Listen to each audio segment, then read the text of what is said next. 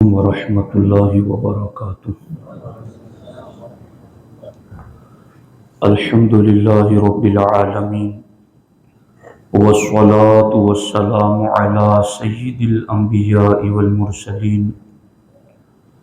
وعلی آلہ واصحابہ اجمعین، اما بعد فاعوذ باللہ من الشیطان الرجیم، بسم اللہ الرحمن الرحیم۔ اِنَّا لَنَنْصُرُ رُسُلَنَا وَالَّذِينَ آمَنُوا فِي الْحَيَاةِ الدُّنْيَا وَيَوْمَ يَقُومُ الْأَشْهَادُ۔ صدق اللہ العلی العظیم وصدق رسولہ النبی الامین المختار الکریم الرؤوف الرحیم۔ انتہائی احترام و عقیدت کے ساتھ حضور سید المرسلین، خاتم الانبیاء،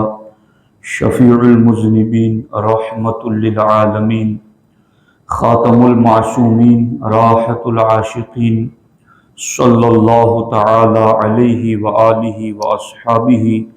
وبارک وسلم کی بارگاہ میں اپنی غلامی کا ثبوت دیں، اور جس طریقے سے میں پڑھا ہوں میرے ساتھ مل کر حضور دل کے ساتھ نذران محبت پیش کریں۔ الصلاۃ والسلام علیک یا رسول اللہ،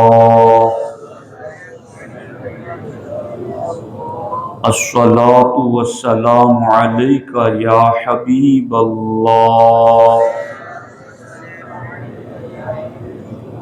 الصلاۃ والسلام علیک یا نبی اللہ، وَعَلَىٰ آلِكَ وَأَصْحَابِكَ يَا نُورَ اللَّهِ، صلی اللہ تعالی علیہ وسلم۔ دوستان محترم، قرآنی نسخہ نجات اس ٹاپک پر ہماری گفتگو چل رہی ہے۔ آج بھی اسی کا ایک حصہ آپ کی خدمت میں عرض کرنا چاہتا ہوں۔ حضرت مولا علی کرم اللہ تعالی وجہہ الکریم ورضی اللہ تعالی عنہ ارشاد فرماتے ہیں، انی سمعت رسول اللہ صلی اللہ علیہ وسلم یقول الا انہا ستکون فتنہ۔ مولا علی فرماتے ہیں کہ میں نے اللہ کے رسول صلی اللہ تعالی علیہ وسلم کو فرماتے ہوئے سنا کہ اللہ کے رسول صلی اللہ تعالی علیہ وسلم نے ارشاد فرمایا،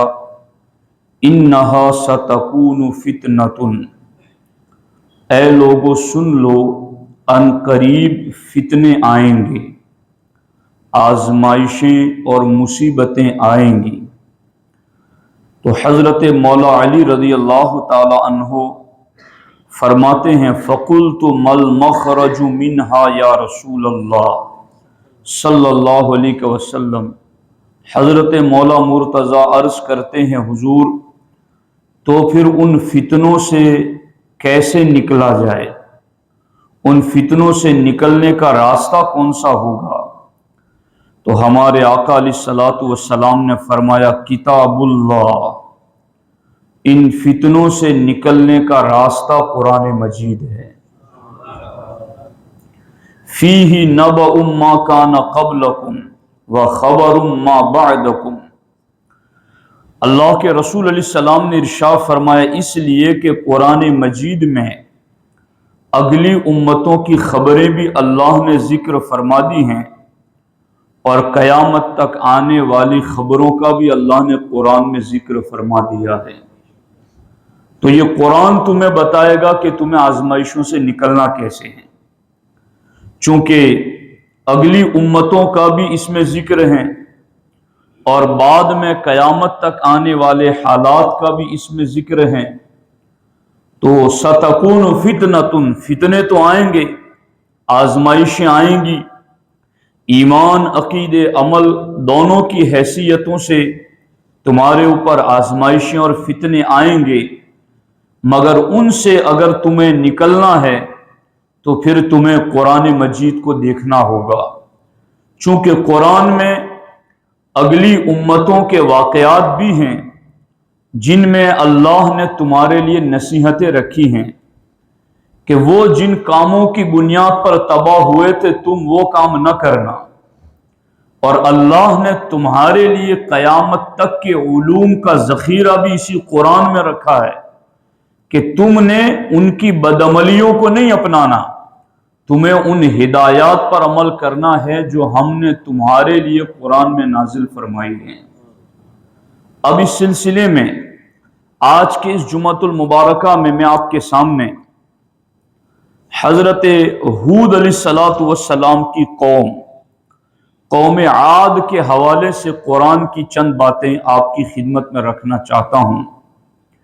یہ قوم عاد کون سی قوم تھی؟ حضرت نوح علیہ السلام طوفان آنے پر کشتی میں سوار ہوئے اور اپنے ساتھ کشتی میں جن مسلمانوں کو آپ نے شریک کر لیا، طوفان تھمنے کے بعد آپ کی کشتی جودی پہاڑ پر ٹھہری، اور آپ کے ساتھ جو کشتی میں مسلمان سوار تھے جودی پہاڑ سے آپ نیچے اتر کر وہیں ایک بستی قائم کرتے ہیں، اور اس وقت جتنے بھی مسلمان آپ کے ساتھ دیگر تھے ان میں سے کسی سے آگے نسل نہیں چلی، آگے نسل چلی تو صرف حضرت نوح علیہ السلام کی اولاد سے چلی، اسی لیے حضرت نوح علیہ السلام کو آدم ثانی کہا جاتا ہے کہ دوسرے طریقے پر جب ساری انسانیت ختم ہو گئی تو نسل بنی آدم کی شروعات بار دیگر حضرت نوح علیہ السلام کے ذریعہ ہوئی۔ حضرت نوح علیہ السلام کی اولاد میں آپ کے پوتے ارم بن سام بن نوح، ان کی اولاد میں حضرت ہود علیہ السلام پیدا ہوئے، اور ہود علیہ السلام جس قوم کی طرف نبی بن کر تشریف لائیں اس قوم کو قوم عاد کہتے ہیں۔ عاد ان کے ایک بادشاہ کا نام ہے جس کی طرف نسبت کرتے ہوئے اس پوری قوم کو قوم عاد کہتے ہیں، اور یہ قوم عاد جزیرۃ العرب کے جنوبی طرف یمن کے ریتیلے ٹیلوں والے علاقے میں جس کو احقاف کہا جاتا ہے وہاں پر یہ قوم آباد تھی، اور حضرت ہود علیہ السلام ان کی طرف نبی بن کر تشریف لائیں انہی کی قوم میں سے۔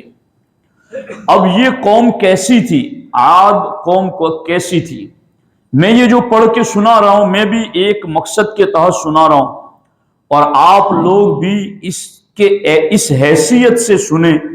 کہ اللہ کے رسول علیہ السلام سے پوچھا گیا کہ مل مخرجو، کہ فتنوں سے نکلنے کا راستہ کون سا ہوگا، تو سرکار نے فرمایا تھا کہ قرآن مجید ہے، کیونکہ اس میں اگلوں کی بھی خبر ہے، بعد میں آنے والوں کے احوال کی بھی خبر ہے اس میں، تو وہ جو اگلوں کی خبر ہے نا وہ یہی ہیں کہ انہی قسم کے واقعات قرآن میں ذکر کر کے امت کو نصیحتیں دی گئی ہیں۔ اب اس قوم عاد میں کیا باتیں تھیں اور ان کے عمل کرتوت کیا تھے جس کی وجہ سے انہیں ہلاک کر دیا گیا؟ اگر ہم میں کوئی ایسی بات ہے تو ہمیں اس سے رجوع کرنا ہے، توبہ کرنا ہے اللہ کی بارگاہ میں۔ اب وہ قوم کیسی تھی؟ نہایت طاقتور قوم تھی، ڈیل ڈول اونچے لمبے تڑنگے طاقتور صحت مند لوگ تھے۔ ان کی جسمانی طاقت کے حوالے سے اللہ رب العزت قرآن مجید میں ارشاد فرماتا ارم ذات العماد، ارم والے یعنی ارم بن سام بن نوح، ارم کے قبیلے والے، یہ ستونوں جیسے قد رکھنے والے، یعنی پیلروں کی طرح ان کے لمبے چوڑے قدم ہوتے تھے۔ التی لم یخلق مثلها فی البلاد، اللہ رب العزت فرماتا ہے کہ ان کے جیسا شہروں میں پیدا نہ ہوا، یعنی یہ اتنے طاقتور تھے اور اتنے قد کے اعتبار سے مضبوط تھے کہ اللہ رب العزت نے فرمایا کہ ان کے جیسے پیدا نہ کیے گئے۔ رب ذوالجلال انہی کے حوالے سے قرآن مجید میں دوسری جگہ ارشاد فرماتا ہے وَزَادَكُمْ فِي الْخَلْقِ بَسْطَةً، کہ ہم نے قوم عاد کو جسامت میں طاقتور بنایا، یعنی ان کو ہم نے جسمانی طاقت و قوت عطا کی تھی۔ اور تیسری جگہ رب ذوالجلال انہی کے حوالے سے قرآن میں ارشاد فرماتا ہے وَأَطْرَفْنَاهُمْ فِي الْحَيَاةِ الدُّنْيَا، اور ہم نے انہیں دنیا کی زندگی میں خوشحالی عطا فرمائی، یعنی خوب نعمتیں انہیں عطا کر دی، مال دولت عزت جاہ اور ساری ان کو خوشحال زندگی عطا کر دی۔ اب آپ غور فرمائیں کہ جسمانی اعتبار سے بھی رب فرمائے کہ ذات العماد، ان کے قدم ستونوں کی طرح تھی، خوبصورتی اور توانائی کے اعتبار سے بھی رب فرمائے لم یخلق مثلھا فی البلاد، کہ ان کے جیسا پیدا نہیں کیا گیا۔ خوشحالی ان کی کہ کتنے خوش و خرم رہتے تھے، تو رب نے فرمایا وَأَطْرَفْنَاهُمْ فِي الْحَيَاةِ الدُّنْيَا، دنیاوی زندگی میں ہم نے انہیں خوشحال کر دیا۔ وَزَادَكُمْ فِي الْخَلْقِ بَسْطَةً، اور پیدائش میں تخلیق میں ہم نے ان کے جسموں کو طاقتور بنا دیا۔ اب یہ ساری نعمتیں آج ہمارے پاس بھی موجود ہیں کہ خوشحال ہیں، پرسکون ہیں، پر لطف زندگی گزار رہے ہیں،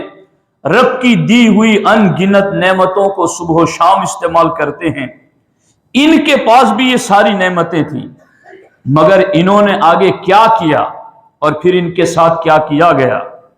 اس کو خاص طور پر توجہ کے ساتھ سننے کی ضرورت ہے۔ حضرت ہود علیہ السلام، اور آپ کو میں بتاؤں اسی قوم عاد میں شداد پیدا ہوا، شداد بن عاد، اور اسی نے دنیا میں جنت بنانے کا ارادہ کیا، اور اس نے جنت کا جو نقشہ پڑا تھا، چونکہ خوشحالی اتنے تھے، نعمتیں اتنی زیادہ تھی، تو اس نے سونے چاندی کی اینٹوں سے محل تعمیر کروائے، زبرجد اور یاقوت کے ستون عمارتوں میں نصب کیے، اور اس نے انہی سے یاقوت اور زبرجد کے موتیوں سے فرش بنائے، سنگریزوں کی جگہ یعنی پتھر کنکر کی جگہ اس نے آبدار چمکدار موتی استعمال کیے، ہر محل کے ارد گرد جواہرات پر نہریں جاری کی، طرح طرح کے خوبصورت اس نے درخت لگائے، اور پھر یہ شہر مکمل ہوا، اور یہ اپنی بنائی ہوئی خود ساختہ جنت میں اپنے کارندوں کو لے کر جانے کے لیے نکلا، تو آسمان سے ایک ہولناک آواز آئی اور وہ سارے ہلاک ہو گئے۔ یعنی میں صرف اتنی بات عرض کرنا چاہتا ہوں کہ ان کے پاس کسی نعمت کی کمی نہیں تھی کہ بنانا چاہیں تو انہوں نے سونے چاندی کے محل تک بنا لیے، یاقوت اور زبرجد کے موتیوں کے ستون تک بنا دیے، سنگریزوں کی جگہ آبدار موتی تک انہوں نے استعمال کر لیے، یہاں تک کہ حضرت امیر معاویہ رضی اللہ تعالیٰ عنہ کے زمانے میں حضرت عبداللہ ابن قلابہ رضی اللہ تعالیٰ عنہ صحرائے عدن میں اپنا گم شدہ اونٹ تلاش کرنے کے لیے اسی شہر میں جا پہنچے جس کو وہ بنا کر گیا تھا صدیوں پہلے۔ وہ اپنا گم شدہ اونٹ تلاش کرنے کے لیے پہنچے تو اس شہر کی زینت دیکھی، کوئی رہنے والا بھی نہیں تھا، تو تھوڑے سے جواہرات وہاں سے لیے اور چلے آئے۔ یہ بات حضرت امیر معاویہ کو پتہ چلی تو آپ نے حضرت عبداللہ کو بلا کر ان سے صورتحال دریافت کی، تو انہوں نے سارا واقعہ بتایا کہ میں وہاں گیا تھا، شہر بالکل کوئی آبادی نہیں ہے اس میں، لیکن اس میں ایسے ہیرے جواہرات وغیرہ موجود ہیں۔ تو حضرت امیر معاویہ نے حضرت کعب احبار کو بلایا جو آسمانی کتابوں کے بہت بڑے عالم تھے، تابعی ہیں، ان کو بلا کر پوچھا کہ کیا دنیا میں کوئی ایسا شہر ہے؟ انہوں نے کہا ہاں،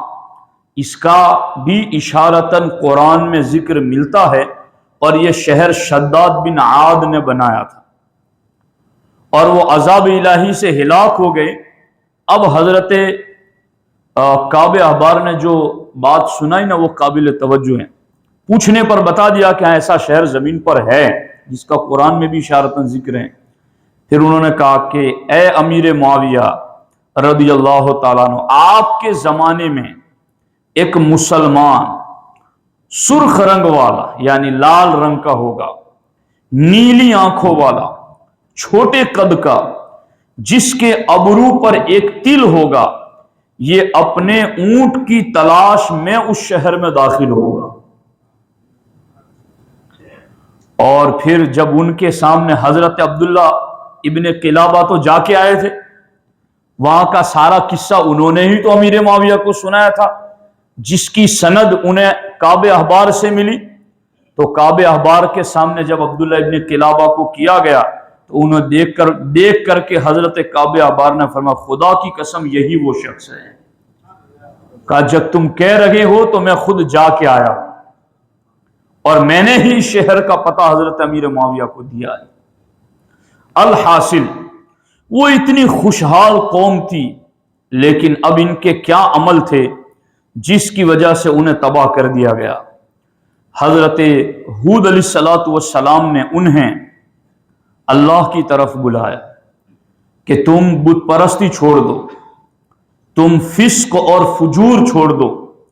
بد عملیاں بدکاریاں چھوڑ دو، مگر وہ اس سے باز نہ آئے۔ اور انہوں نے حضرت ہود علیہ السلام پر بھی طرح طرح کے الزامات لگائے۔ جنہوں نے بات ماننی نہیں ہے تو ان کا ایک رویہ یہ بھی ہوتا ہے کہ وہ اپنے مخلص ہی کو ملزم ٹھہرا دیتے ہیں۔ اور یہاں انہوں نے الزام لگایا اِنَّا لَنَرَاكَ فِي صَفَاحَةٍ وَإِنَّا لَنَظُنُّكَ مِنَ الْكَاذِبِينَ، کہ ہم تو معاذ اللہ تمہیں بے وقوف سمجھتے ہیں اور ہم تو تمہیں جھوٹا مانتے ہیں۔ یہاں تک کہ انہوں نے ایک بات یہاں تک کہہ دی کہ یہ جو تم ہمارے سامنے ہمارے معبودوں سے ہٹا کر کے ہمیں ایک معبود کی طرف لے جانا چاہتے ہو تو ہمیں ایسا لگتا ہے کہ یہ ہمارے کسی معبود ہی نے تمہیں چھو کر کے ایسا بنا دیا ہے کہ تم اس طرح کی باتیں کرتے ہو۔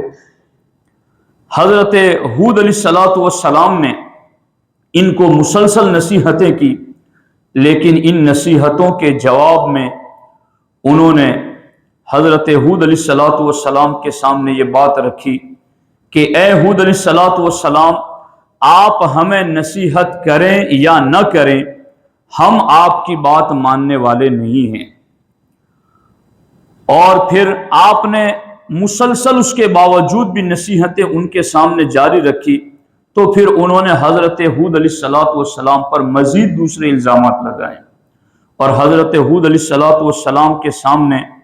انہوں نے کہا کہ ہم تو تمہیں اپنے ہی جیسا ایک بشر دیکھ رہے ہیں،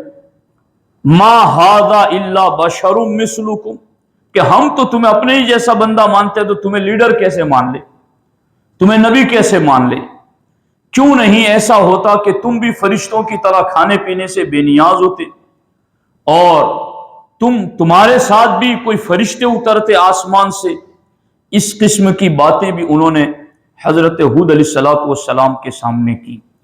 اب آپ دیکھیں یہاں پر کہ ہود علیہ السلام کے سامنے انہوں نے اپنی خوشحالی، اپنی جسمانی طاقت، اپنی خوبصورتی، ان ساری چیزوں کی وجہ سے حق کا انکار کیا اور دین کی طرف نہ آئے۔ اور ان کی بدعملیاں کیا تھی، یعنی وہ قوم کیا کیا گناہ کرتی تھی، تو اب توجہ کے ساتھ آپ سنیں کہ نعمتیں تو انہیں اتنی دی تھی کہ رب نے فرمایا وَاطَرَفْنَاهُمْ فِي الْحَيَاةِ الدُّنْيَا، کہ خوشحال زندگی دی، دنیا کی انہوں نے جنت بھی بنانے کی کوشش کی، اتنی زیادہ نعمتیں انہیں دی، مگر انہوں نے کیا کیا؟ رب فرماتا ہے أَتَبْنُونَ بِكُلِّ رِيعٍ آیَةً تَعْبَثُونَ، کہ کیا تم ہر بلند جگہ پر ایک نشان بنا کر راہ گیروں کا بیٹھ کر مذاق اڑاتے ہو؟ یہ ان کا ایک عمل تھا کہ کسی بھی اونچی جگہ ٹیلے پر نشان لگا کر اس جگہ بیٹھ جاتے اور راستوں سے گزرنے والوں کو حقیر سمجھتے ان کا مذاق اڑاتے۔ وَتَتَّخِذُونَ مَصَانِعَ لَعَلَّكُمْ تَخْلُدُونَ، اور یہ ایسی طاقتور قوم تھی کہ انہوں نے پہاڑوں کو کاٹ کاٹ کر محل بنائے تھے، اور یہ سمجھتے تھے لَعَلَّكُمْ تَخْلُدُونَ کہ ہم ایسے محل پہاڑوں میں اس لیے بناتے ہیں کہ ہمیں مرنا کہاں ہے، ہمیں ہمیشہ رہنا ہے۔ تو ہمیشگی کی نیت سے ان لوگوں نے ایسے پختہ محل بھی بنائے تھے۔ وَإِذَا بَطَشْتُمْ بَطَشْتُمْ جَبَّارِينَ، اور تم اتنے طاقتور ہو کہ جب تم کسی کو پکڑتے ہو تو مضبوطی کے ساتھ پکڑتے ہو۔ یعنی ان کی طاقتیں بیان ہو رہی ہیں، ان کی شانیں بیان ہو رہی ہیں کہ یہ ایسے لوگ تھے، حتیٰ کہ جب اللہ کا پیغام انہیں پہنچا تو فَاسْتَكْبَرُوا فِي الْأَرْضِ بِغَيْرِ الْحَقِّ، ناحق انہوں نے تکبر بھی کیا، اور تکبر کرنے کے بعد انہوں نے کیا کہا؟ قالوا، بولے، من اشد منا قوہ، ہم سے زیادہ طاقتور کون ہے؟ ان بولیوں کو دیکھو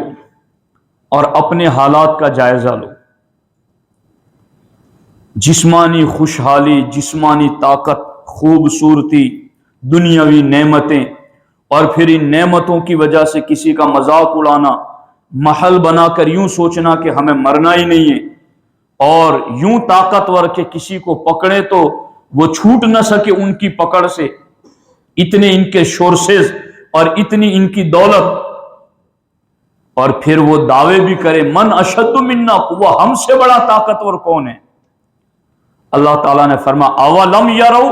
ان اللہ الذی خلقہم هو اشد منہم قوہ، کیا انہوں نے اس بات کو نہ دیکھا کہ وہ اللہ جس نے انہیں پیدا کیا ہے وہ ان سے زیادہ طاقت والا ہے؟ لیکن ان ساری نعمتوں کا انہوں نے غلط فائدہ اٹھاتے ہوئے یہ ساری بدعملیاں کی، تو اب انجام اور نتیجہ کیا ہوا؟ یہی قرآن ہے جس کے بارے میں سرکار نے فرمایا کہ تمہیں فتنوں سے نکلنا ہے تو اس قرآن کو پکڑے رکھنا۔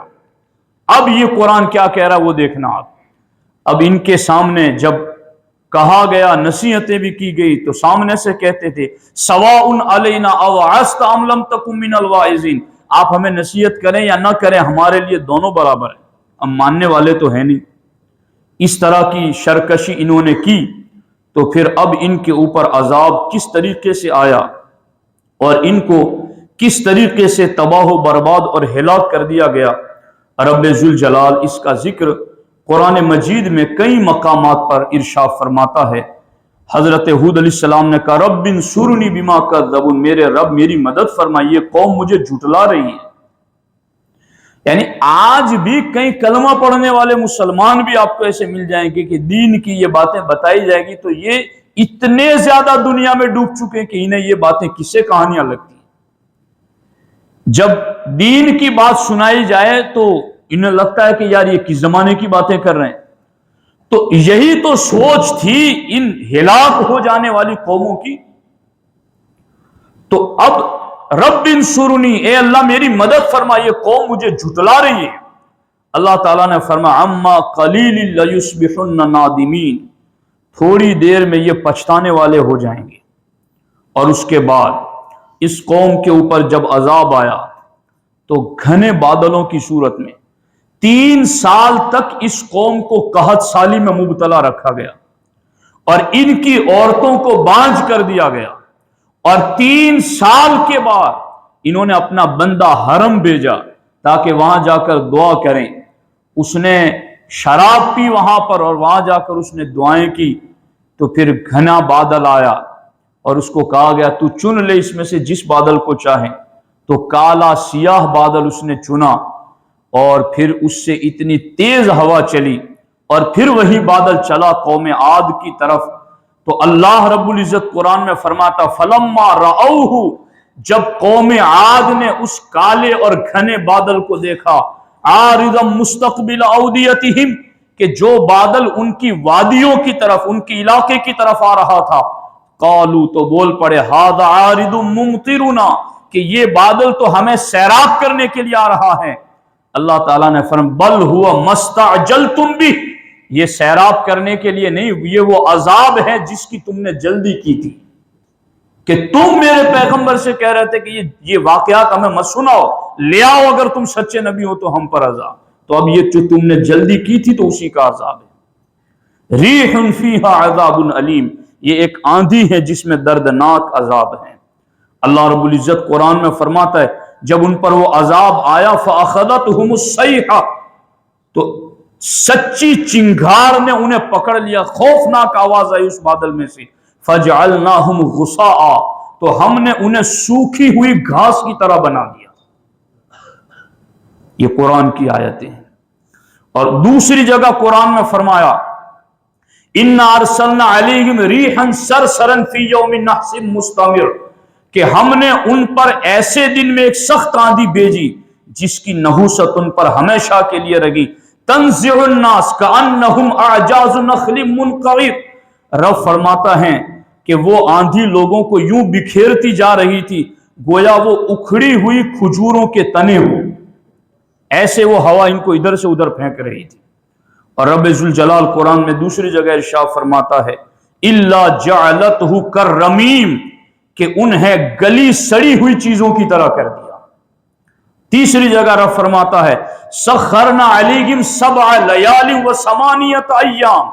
اللہ نے وہ آندھی ان پر لگاتار 7 راتیں اور 8 دن تک ان پر مسلط رکھی، یہاں تک کہ فَطَرَ الْقَوْمَ فِيهَا صَرْعًا كَأَنَّهُمْ أَعْجَازُ نَخْلٍ خَاوِيَةٍ، رب فرماتا ہے کہ یوں تم دیکھتے ہو کہ یوں پچھاڑے ہوئے دیکھتے ہو گویا کہ وہ گری ہوئی کھجور کے سوکھے تنے ہو۔ یہ کون لوگ تھے؟ یہ دعوے کرتے تھے من اشد منا قوہ، کہ ہم سے بڑا طاقتور کون ہے؟ یہ وہ لوگ تھے جو اپنی طاقت پر، اپنی خوبصورتی پر، اپنی جسامت پر اور اپنی خوشحالی پر تکبر کیا کرتے تھے اور اللہ رسول کا حکم نہیں مانتے تھے، یہ نبی کی باتوں میں شک کرتے تھے۔ تو اگر قوم آج بھی ان بیماریوں کی طرف جائے گی تو پھر پلٹ کر کے رب انہیں عذاب میں مبتلا کرے گا۔ آج جن باتوں میں قوم مبتلا ہو رہی ہیں اور جن باتوں سے گزر رہی ہیں، یہ بیماریاں جدا جدا قسم کی، یہ قوم کفار کا اہل ایمان پر مسلط ہو جانا، یہ مسجدوں پر اذانوں پر پابندیاں، اللہ کے گھروں کے قریب آ کر مکاء و تسلیہ، یہ مسجدوں کے قریب آ کر کے کفریہ کلمات بولے جانا، یہ عذاب کی علامتیں نہیں ہے تو کیا ہے؟ اہل ایمان کو بیدار ہو جانا چاہیے، پلٹ آؤ اپنے رب کی بارگاہ کی طرف، توبہ کرو، رجوع کرو، جس شعبے میں مسلمان لگا ہے ہر شعبے میں ایمانداری کا مظاہرہ کرے اور اپنے دین اور اپنے نبی کی شریعت پر عمل کریں، کیونکہ اسی میں ہمارا دنیا کا بھی بھلا ہے اور آخرت کا بھی بھلا ہے۔ اسی لیے ہمارے نبی نے فرمایا کہ اگر تم فتنوں والی، آزمائشوں والی زندگی سے نکلنا چاہتے ہو تو تم قرآن کو تھام لینا، یہ ہے قرآن کے اندر نصیحتیں۔ اللہ مجھے آپ کو سب کو عمل کی توفیق عطا فرمائے۔ السلام علیکم ورحمۃ اللہ۔